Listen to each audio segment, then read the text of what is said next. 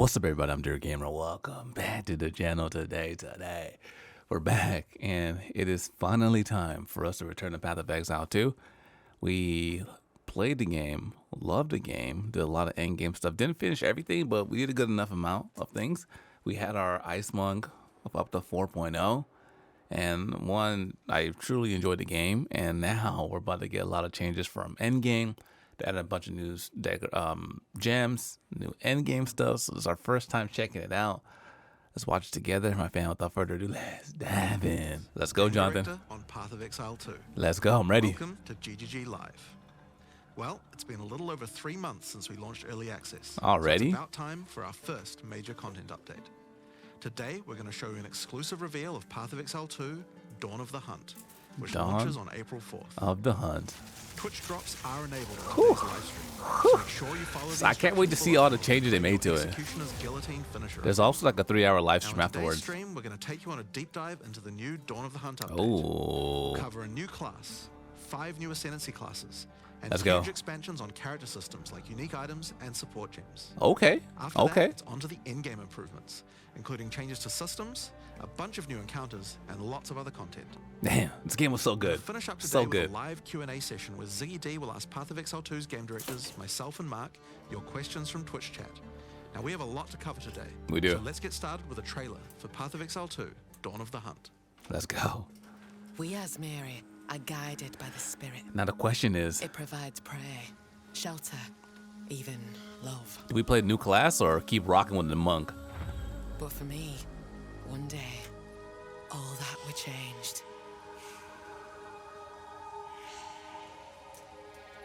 The spirit, it showed me something. Something forbidden. What's that? And to defend all I loved, I used it. Ooh.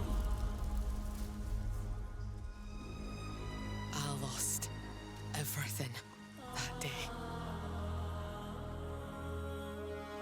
But fate weren't finished with me yet. What happened? Oh shit. They're after her. Oh, they caught her? I'll right the wrongs I've done. I'll do what I must. No matter the cost. Ooh. I will hear the spirit once more. Damn. Okay. Okay. Oh, is that Perry? She got a shield? Oh, man. Oh, my. Okay. Okay. Damn. Yo. She got some cool skills. She has some pretty good crowd ability. Oh, wait. She has a mount, or is that everybody? 25 new skills. Oh my. Don't make me kill you. I shall bathe in your blood. 100 new support gems? 100 new uniques? Nice. I can't wait to see what the new uniques are. I wonder if they want us to be like more focused on uniques this time around. Oh my gosh. Yo, this boys are chefing with this one. Absolutely chefing.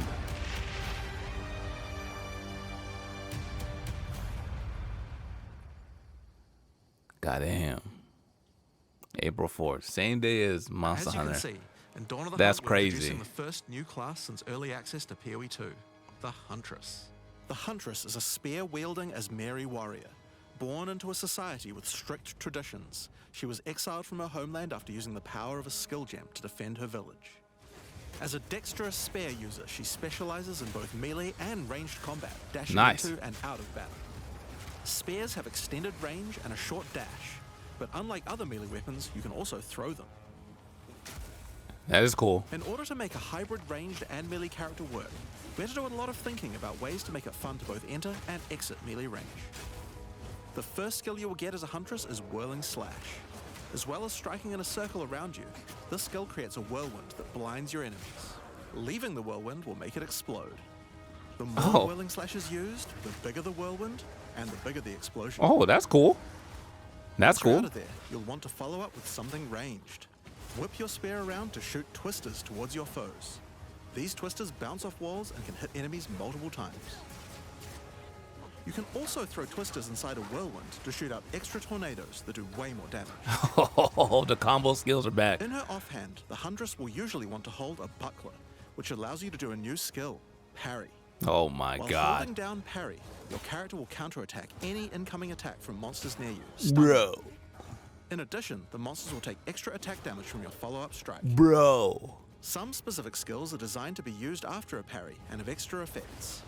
Disengage is a skill that does a quick jump back, damaging enemies in front of you, and it can be used to interrupt other actions, like dodge roll. If Bro. you use it against a parried enemy though, it causes an explosion and gives you a frenzy charge. That's dope. Just be careful. If you parry too much, you're gonna get stunned and possibly killed. Amazing. Okay, there is a con Combine to this it. combo with Whirling Slash. Slash, parry, disengage, and you'll get an explosion from the disengage and the Whirling Slash.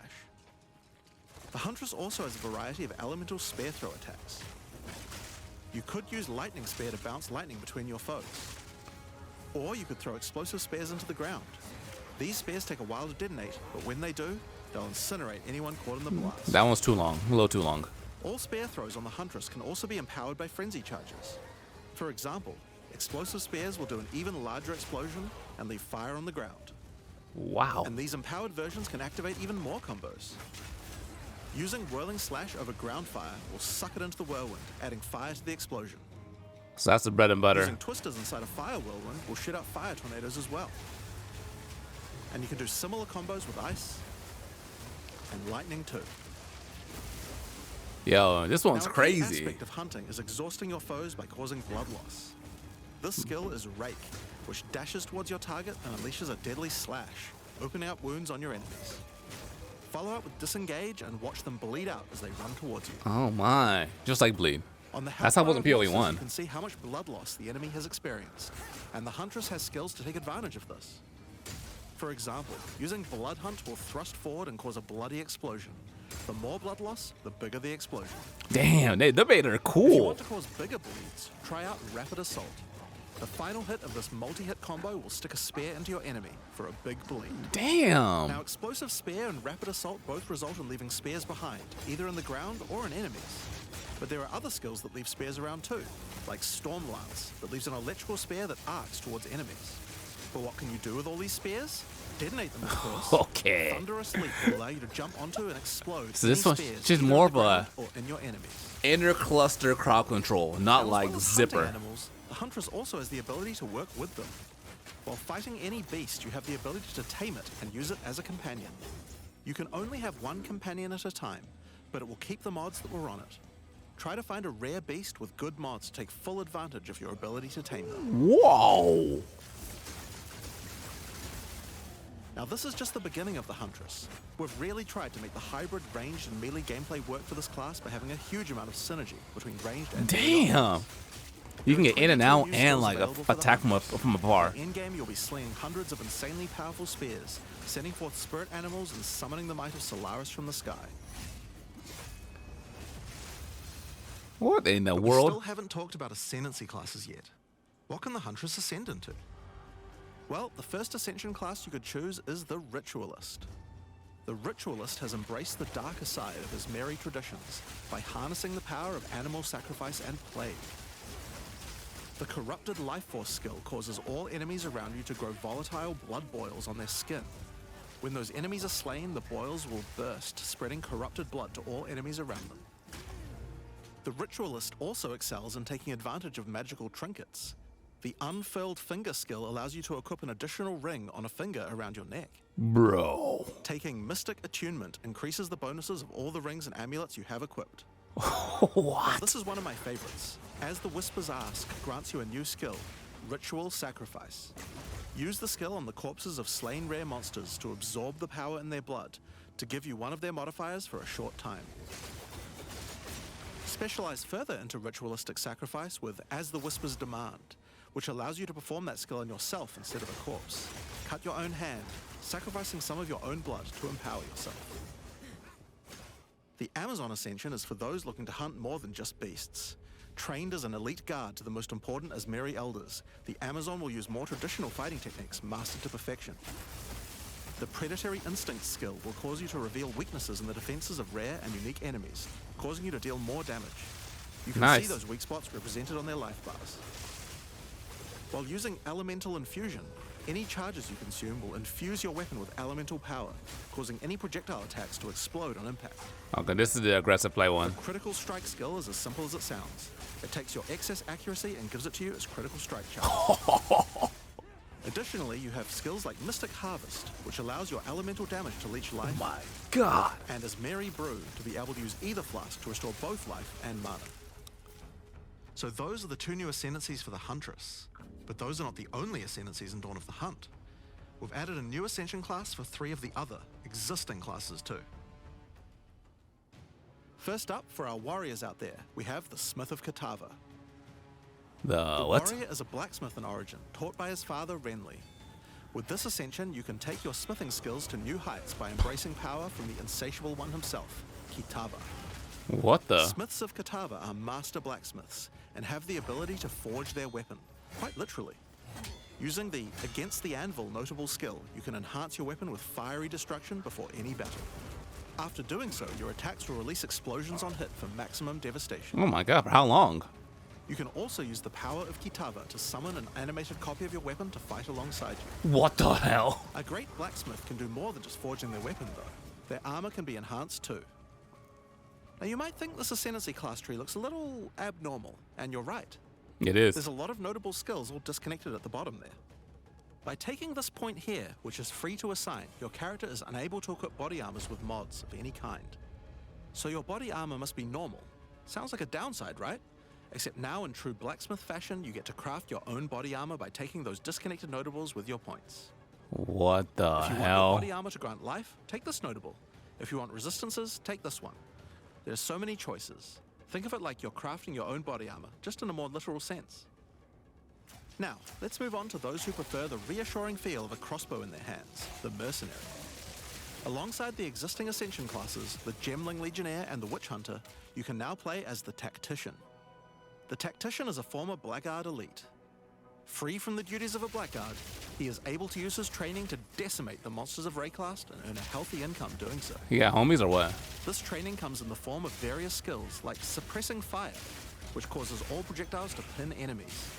When combined with the Right Where We Want Them notable, your pin not only stops your enemies from moving, but stops them from performing actions too, similar to Freeze. Okay. With the soldier's training, the Tactician also works well cooperatively. Using the Whoever Pays Best notable, you can place multiple banners at once. The Watch How We Do It skill gives a portion of your weapon's damage to your allies as well. Oh, this is a really co-op based You one. can also command your army of off-screen archers to unleash hell and carpet an Who are entire these area archers? with arrows. Finally, Witch players will be able to join their legions by becoming undead themselves. In Dawn of the Hunt, we're introducing the Lich Ascension class. The Lich is a master of chaos and curses and could sacrifice her life to enhance her energy shield. The Crystalline Phylactery skill allows you to nominate a jewel in which to contain part of your soul, massively increasing its power. There's just What one the downside to splitting your soul this way though. If you have no energy shield, your mana costs will shoot up. The Necromantic Conduit skill causes you and allies in your presence to have unholy might, granting extra damage as chaos damage. Rupture the Soul makes enemies you curse explode with chaos damage when slain. Oh my gosh. Dominion over Flesh. All of allows these you to just acquire sound so additional cool. curse. I'm just in shock. It's safe to say you'll be the true master of the occult by choosing the Lich class. So Dawn of the Hunt has the Huntress and 5 new Ascension classes, but it doesn't end there. Let's take a look at some of the new skills we've added. Now you may remember we previously talked about the Raise Spectre skill. It's finally complete, and it will be made available in the upcoming expansion. Ray Spectre? It can be found in the occult skills on the skill gem crafting panel. Raise Spectre is a skill that allows you to trap the soul of almost any monster in the game, which you can then summon in the skill panel. Spectres cost spirit and will revive automatically if they die, but the spirit cost varies based on the power of the monster. Damn, You could it's like summon Solo an army 11 of all over monsters, again. or a few of the more powerful monsters. You can combine them with your existing skeleton minions, or summon exclusively spectres. It's all up to you and how you want to customize your army of the undead. Given that there are hundreds upon hundreds of monster variants in Path of Exile 2, it's safe to say you'll be experimenting with this one for a while. We look forward to seeing which monsters serve you best. That's cool. Every Now monster let's has move their on own to our next ability. skill. Since we've been talking about summoning undead so much, let's have a change of pace and summon something a little more alive. In Dawn of the Hunt, we're adding the Summon Rower skill. Summon your friendly rower to aid you in combat as a minion. You can also mount your rower in combat at any time, allowing you to move at full speed, even while shooting arrows or throwing spears. Wait, is it only for her? Be wary though, if you take too much damage while riding your mount, you can be knocked off and get overwhelmed. It's worth keeping an eye on your stagger bar, as falling off the mount can mean almost certain death. On the topic of new ways to enhance your character, let's talk about support gems. Support gems are used to modify your skill gems in meaningful and interesting ways. Yes, yes. Currently, we feel that a lot of builds have insufficient options here. To alleviate this, we're adding over 100 new support gems. That's crazy. Hema crystals will enable a new kind of bleed build, turning the damage over time you would have done into explosive Vile crystals. Alignment is a support gem for bow attacks, which can reward skilled players with good positional skills. Caltrops will allow you to litter the battlefield with hazards, slowing your foes as you fling spears through their ranks. But there's plenty more for That's every cool. playstyle, such as Enormity, Unsteady Tempo, Wait, unsteady tempo. What does that do? Hold on. So 30% more critical hit on the second hit and 20% more damage on the third. Profanity,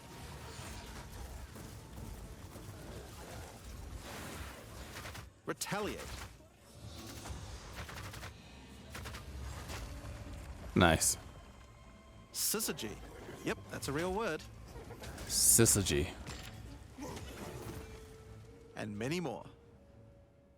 Now we've talked about a new class, new Ascendancy classes, new skills, and new support gems. But let's not forget about the core of a true action RPG, the items. Yeah, what'd you do? To start with, let's talk about uniques. We're adding over 100 new unique items. Hopefully This they're time, good. We've made sure to add uniques with a focus on mid and endgame tiers to make sure there are more exciting items to find for higher level characters. Good, Let's look at some good. examples. Embrace your inner devil with Chernobog's Pillar. It grants you a large amount of fire damage based on your block chance. The Coming Calamity allows you to become a true master of the elements, granting you all 3 elemental herald skills without costing any spirit. At the same time, it penalizes enemy resistances. Waste Gate is Wow. a belt useful for builds using a single resource like Blood Magic or Archmage builds. With this belt, you can use 2 life flasks or 2 mana flasks. It's up to you. Now, we could go through these all day, but we'll leave most of them for you to discover. Damn, Suffice to say, what is though, that? We want there to be way more cool things to find. Over time, our goal is to add a unique to every single base item type at a minimum, so that you can chance any base in the game.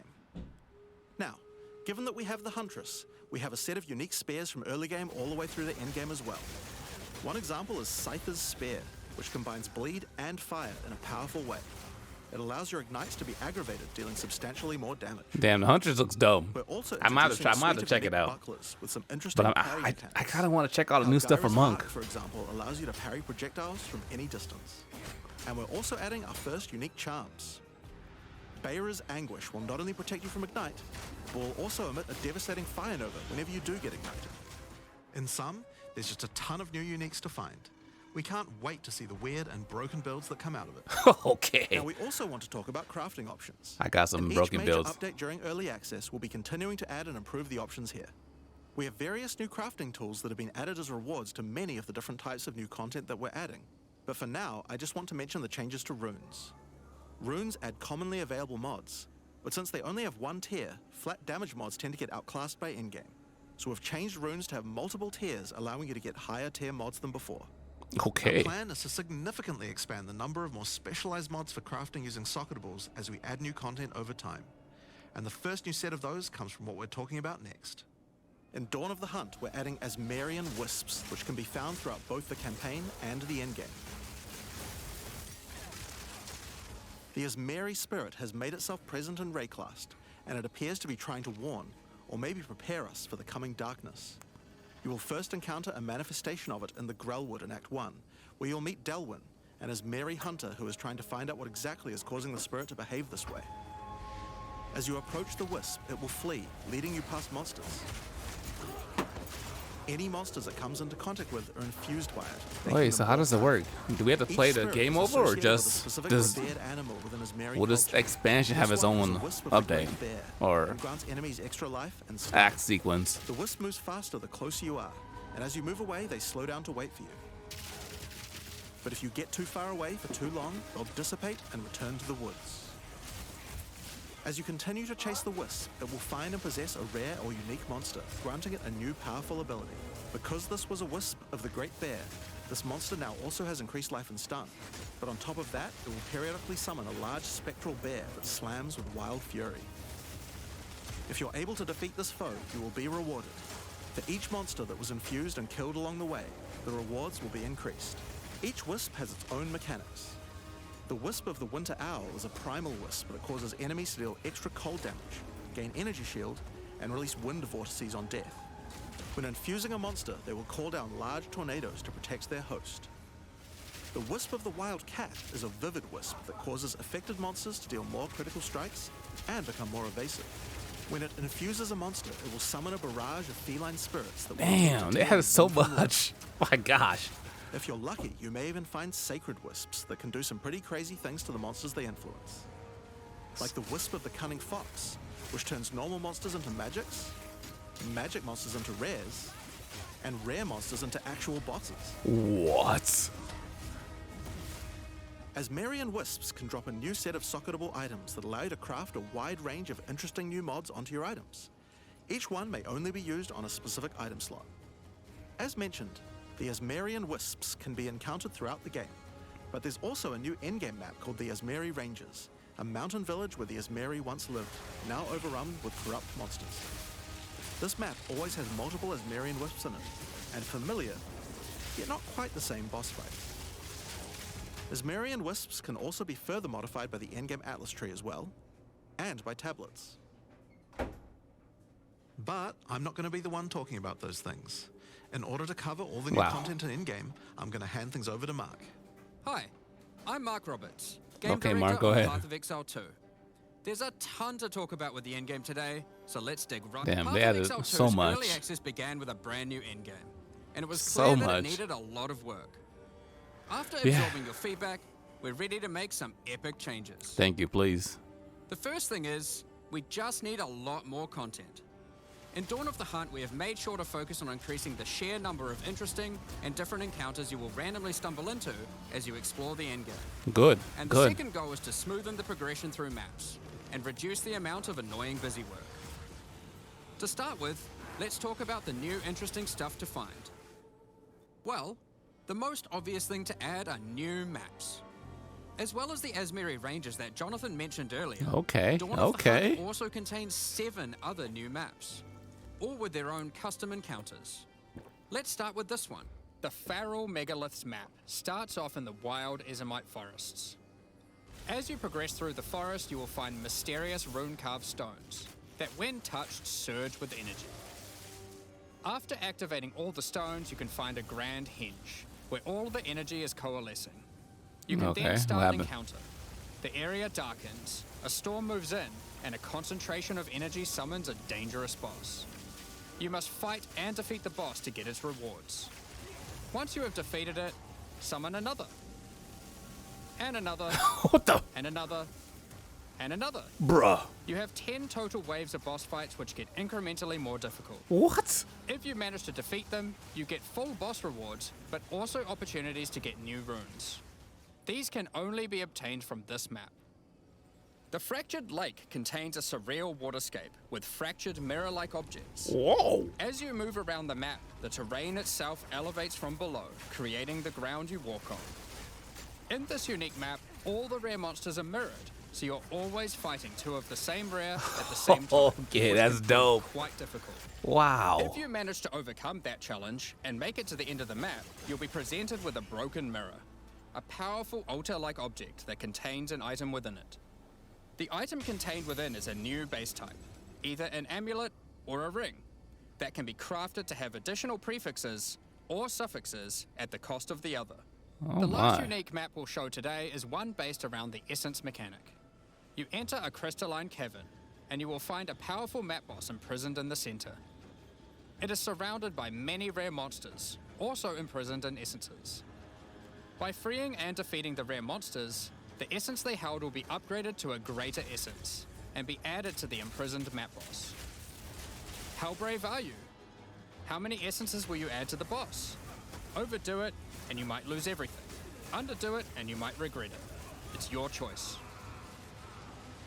Speaking of essences, alongside visual improvements, you're now able to apply Varlorbs to corrupt the essences with a range of unpredictable outcomes. Nice. It could increase the number of essences, reroll all the essences to the same type, or even upgrade the essences to greater essences. What if they're already greater essences? Well, it can upgrade those too. We have 4 new corrupted essences. Essence of Hysteria, Delirium, Horror, and Insanity. Each corrupted essence has its own interesting combat mechanics.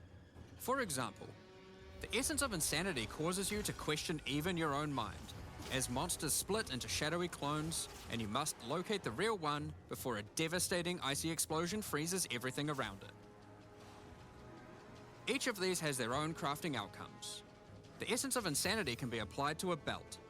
It adds a mod that will ensure the next Varlorb used on the belt will guarantee adding 2 enchantments. Wow. It's worth noting all the essences in the unique map can also be corrupted too, if you're willing to risk it. It's worth noting we have also added 10 extra Atlas passive points you can earn by completing 5 different unique maps. Now, new maps are just the beginning. We had a goal where we wanted to make sure you were constantly finding exciting new content, and that it could be lurking around any corner. Okay, so what'd you do? So, we have added a bunch of new things that you could stumble into in any map you run. On your travels, you will sometimes encounter rogue exiles. Others like you who have been exiled and are openly hostile. What? Some are malicious, some are mad, while others are simply fiends for loot. They will challenge you, a fight to the death. They use the same skills available to players, and even the same items. What? They aren't just dressed up in those items, they're actually using them. It's going to feel like a true player versus player situation. Of course, if you are able to slay these exiles, those items will all drop on the ground. So if you encounter an exile using a powerful or valuable unique item, which you can see displayed under their life bar, you want to be damn sure you kill them. Because if they kill you and your party, they'll portal out, taking their items with them. Every fight will feel completely different depending on the items they come equipped with. That's These crazy. exiles are much smarter than your regular monster. They have capabilities to dodge roll, avoid your abilities with smart pathfinding, smart targeting, and much more action-packed gameplay. This is crazy. Fortunately, they're like you, and they're not super durable. Unless, of course, they're wearing uniques like Calm's Heart, in which case, expect a longer battle. There are 12 different rogue exiles you can find, each with their own skills and personalities. Some may insult you, while others may admire your honor in combat. Another encounter you might stumble onto in Dawn of the Hunt are one of 4 new unique strongboxes. Strongboxes are chests with modifiers. When you try to open them, they activate traps and spawn waves of monsters that you must defeat to access the loot. Okay, that's Let's take standard. a look at 2 of the new unique boxes that are harder to find and behave just a little bit differently. I mean, those look pretty dope. The Ogham's Legacy Strongbox has a corpse splayed out in front of the rune-carved stone. Upon interacting with the stone, you activate Forbidden Ezomite magic, which revives the monster as a powerful rare. The Strongbox comes with a modifier which determines how many times it will revive that rare. Each time you defeat the monstrosity, the Strongbox revives it again, adding an extra modifier to the monster. With each resurrection, it becomes more difficult, but also more rewarding. This Strongbox is infused with thaumaturgy from ancient Vaal technology. Eshel's Torment has a powerful artifact inside, and is guarded by chaos itself. Defeating the monsters will grant you a unique item with a specific corrupted outcome. You'll have to find the other two for yourself to see what they do. Now, let's talk about the introduction to the endgame. Upon starting the endgame, Doriani tasks you with cleansing corruption to help restore the land. However, in practice, the quest objective just sent you on a grind to clear 15 maps. We wanted to make the quest to unlock your Atlas passives much more interesting. Now, What'd you do? Doriani is tasking you with a more specific objective. On the Atlas, you will find areas of corruption caused by the beast. In the center of each one, you will find a corrupted Nexus, the source of the affliction. In the areas leading up to the Nexus, you will notice that corruption spills out from slain enemies and amalgamates into powerful monsters. Okay. Corrupted maps existed on the Atlas before, but we've done significant work on improving these monsters. We've also done a full pass on the modifiers on these maps to make them more interesting and more rewarding. Once you reach the Nexus, you will have a new task: cleanse the source of corruption. When you defeat the last rare in those maps, they will spawn one of 3 terrifying bosses, amalgamations of corruption itself. After defeating that boss, Doriani will come and cleanse the corruption for good. As the remains of the boss are purged of corruption, it coalesces into raw crystallized power, which you can use to gain points for your Atlas passive skill tree. The upgrade system that allows you to add and enhance content in your maps. We didn't stop there though. When you complete a corrupted Nexus, all of the remaining surrounding corrupted maps will become cleansed maps. Okay. Cleansed maps also have new monsters Wow. and their own set of modifiers and rewards, including finding fracturing orbs by slaying cleansed enemies. These orbs can be used in crafting on a rare item to cause one of its modifiers to become fractured. A fractured modifier is one that cannot be modified by any means. You are able to freely modify the item, ensuring the fractured modifier will never change. If you get the right item with the right mod, it can prove to be a very powerful crafting base indeed. You must now choose. Do you complete all the corrupted maps and then the Nexus? Or maybe you beeline to the Nexus, complete it, and do all the remaining maps cleansed. Both have rewards to entice you and challenges to assess. Damn. Now, let's have a talk about towers. This is One an thing we've had update. a lot of feedback on is the busy work around running towers and managing your tablets. The first change we've made here is that we have reduced the number of towers drastically, so there are now 1/3 as many as before, but we've made them much more powerful. To start with, tablets now inherently add twice as many mechanics, but that's not all. Running higher tier maps and towers now increases the number of mechanics applied by tablets. By tier 15, the bonus is double, allowing a single tablet to now add 4 times as many mechanics as before.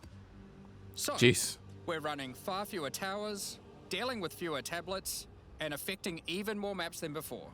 But because there are fewer towers overlapping with each other, you won't get as many opportunities to stack different tablets. In order to solve this, we've made it so that each tower can consume up to 3 tablets at once. You always get 1 slot on completing the tower, but if you can complete a tower with more mods on the Waystone, you can unlock a 2nd or 3rd slot. Overall, this allows for even more juicing from towers, while drastically reducing the amount of busy work you have to do. Good. On top of that, towers are much more interesting maps because they can now spawn with all mechanics, including bosses. Each tower map has a new boss. Let's take a look at a couple here. The boss fight of the Alpine Ridge map has 2 powerful witches contesting for territory. One witch has an affinity for ice, the other fire. Who will win? Hopefully neither. The boss of the Sinking Spire map is a remnant of the Val that has been charged with lightning. It uses a full suite of lightning abilities, but be careful. If any of them hit the surrounding constructs, they will power up. Another thing that we've seen a lot of feedback about is sustaining Waystones. As we looked into it, we realized that the people who couldn't sustain Waystones were dying a lot. A lot more than we had expected. And that made us realize something. During the campaign, the expectation is that you can die multiple times in order to learn how to overcome challenges. You are able to learn how the monsters behave, adapt to their skills, and eventually overcome them. But as soon as you get to the endgame, you're effectively no longer allowed to die if you want to sustain waystones. So now you can die. By the time you are getting towards the end of endgame, we want you to have to be careful not to die. But it certainly shouldn't be that we have such a sudden shift as you run your first maps. The first change we're making is you can now respawn and return to a map if you die, Okay. continuing from 5 where you times. left off. When you start the endgame, you get up to 6 total attempts per map.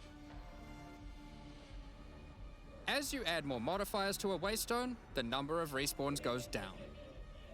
This means that as you get to the point that you're running every waystone as a rare, you will have to be more careful. In parties, everyone gets to respawn that number of times. Oh, But so you're we not still done. think it's important that you can kill a boss in one go.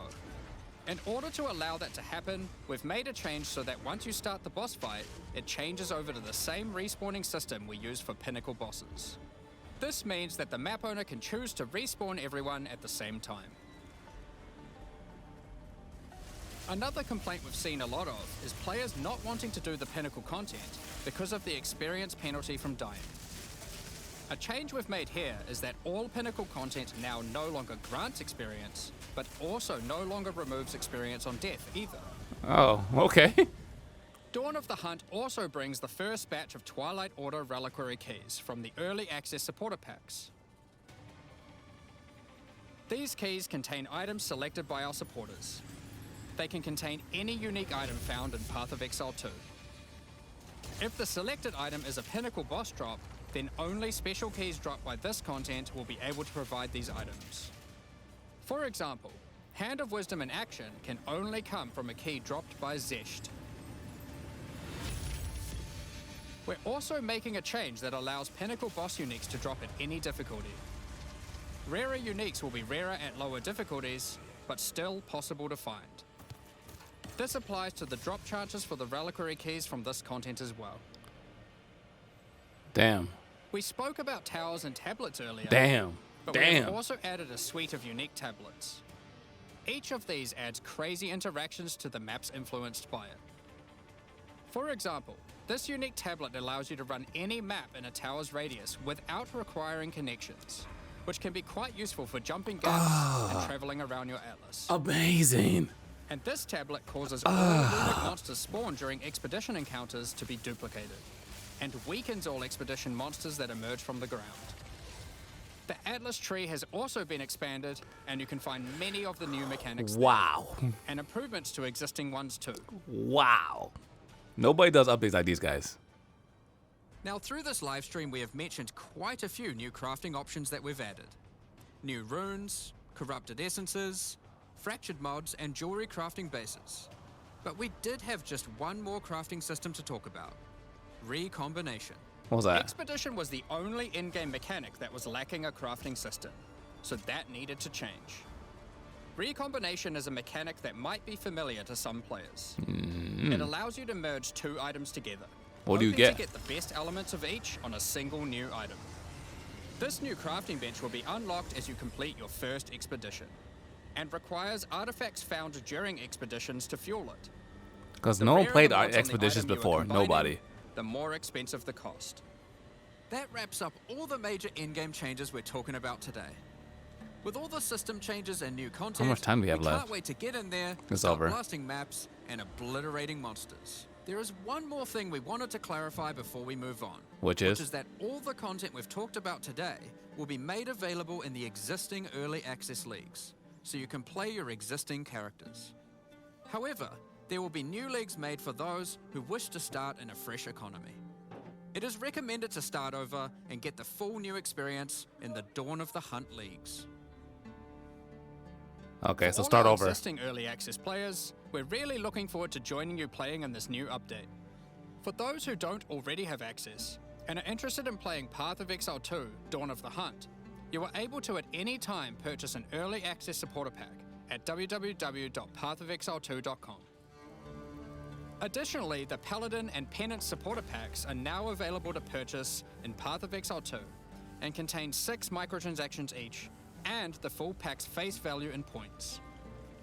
All the microtransactions contained within these packs are purely cosmetic and do not affect your character's power or progression in any way.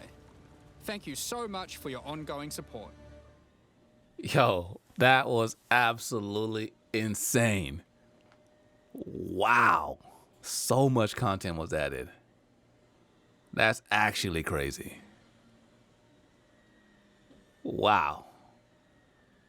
Ladies and gentlemen, we're back. We'll be playing this and Wilds together. Oh my gosh. Till next time, dear camera, signing out.